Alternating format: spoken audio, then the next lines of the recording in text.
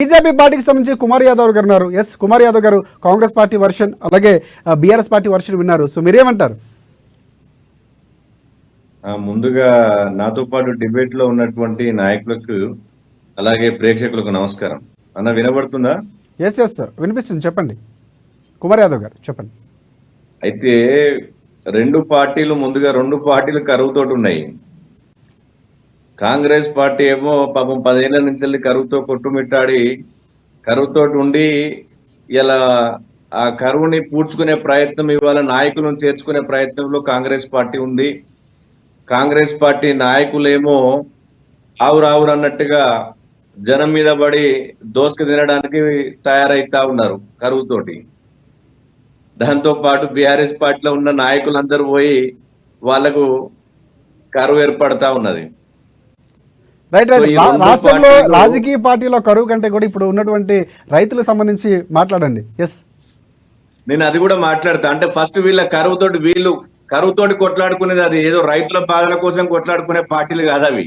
Yes, ఏదో వాళ్ళిద్దరు కరువుతోటి కొట్లాడుకుంటున్నారు. వాళ్ళిద్దరు కొట్లాడుకోవడం అనేటువంటిది ఒక రైతు సమస్యను అడ్డం పెట్టుకొని కొట్లాడుకుంటూ ఇచ్చినటువంటి 6 గ్యారంటీలను అమలు చేయ చాదగాక ఆయనే చేసిన దొంగతనాన్ని తప్పించుకోవడం కోసం ఈయనే. సో ఇద్దరు కలిసి ఆడుతున్నటువంటి డ్రామాలు ఇవి. రైతుల కోసం ఆయన ఏం ఒరగబెట్టింది ఏం లేదు. ఈయన ముఖ్యమంత్రి అయిన తర్వాత ఈయనేం ఒరగబెట్టింది ఏం లేదు. ఈయన రైతు రుణమాఫీ 2 లక్షల రూపాయల రుణమాఫీ డిసెంబర్ 9వ తారీఖు చేస్తానని ప్రజలందరికీ వాగ్దానం ఇచ్చాడు. రైతుల కోసం రుణమాఫీ చేసినటువంటి పరిస్థితులు కనపడలేదు. ఆయనే రైతుల కోసం నేను ఏదో ఉద్ధరించిన అని చెప్పేసి ఇలా రైతుల బాట పట్టిపోయి వాళ్ళ పార్టీలను తిట్టే ప్రయత్నం చేస్తున్నాడు. ఆడ రైతుల కోసం ఆలోచన చేసేది ఏం లేదు.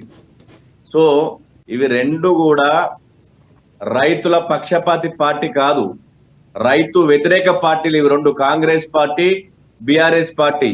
రైతుల ముసుగులో కోట్లు దండుకున్నటువంటి దుర్మార్గమైనటువంటి పార్టీ బీఆర్ఎస్.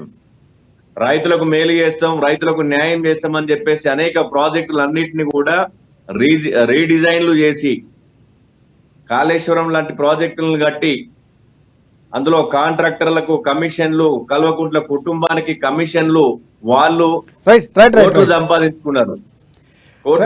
కుమార్ యాదవ్ గారు మీ ప్రశ్న